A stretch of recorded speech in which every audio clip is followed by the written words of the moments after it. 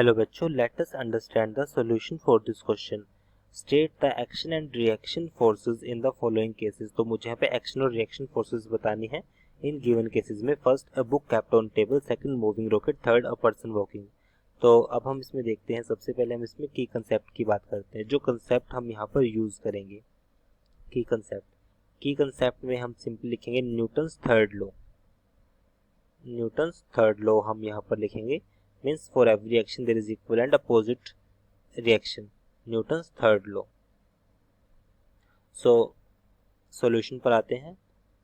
तो सॉल्यूशन पे अब हम इसमें फर्स्ट पॉइंट देखते हैं। फर्स्ट पॉइंट में कहा गया है कि a book lying on table. अगर हमारे पास सपोज एक बुक है जो कि टेबल पर लाई करती है, तो इसका जो वेट होगा वर्टिकल डाउनवर्ड, और इस वेट की वजह से इस पर एक रिएक्शन लगेगी जिसको हम बोलेंगे normal reaction. So book exert force on table due to gravity. तो जो बुक होगी ए पार्ट के लिए, book exert a force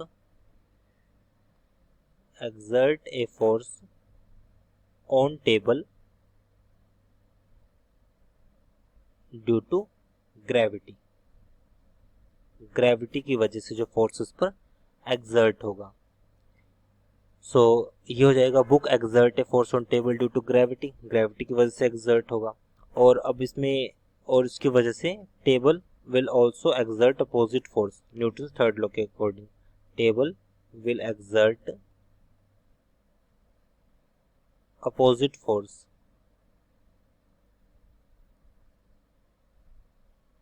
opposite force उस पर एक्सर्ट होगा।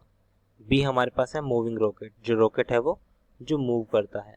सो अगर रॉकेट मूव कर रहा है तो उसमें जो फ्यूल बर्न होगा, fuel will burn and exert a pressure due to which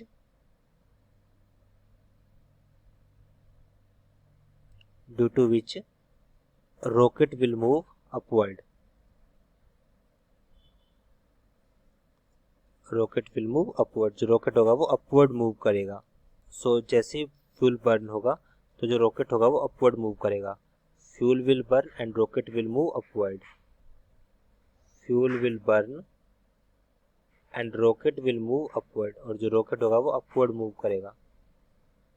rocket will move upward, ये हो जाएगा। फिर हमारे पास है walking of a man, see part. So walking of a man means a person exert a force on floor. जैसे अगर एक वॉक की अगर बात करें तो पर्सन अपने फर्स्ट एक्सर्ट करेगा एक फोर्स, जिसकी वजह से एक अपोजिट उसमें फोर्स लगेगा, जिसकी वजह से वो मूव करेगा। सो यहाँ पर हम लिख सकते हैं a person exert force on floor, a person exert force on floor and floor exert equal force on leg of person, and floor will exert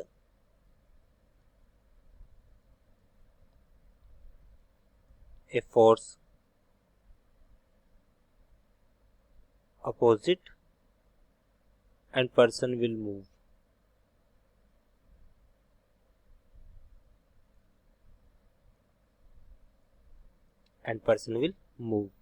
So it will be our answer. I hope you understood this explanation. Thank you.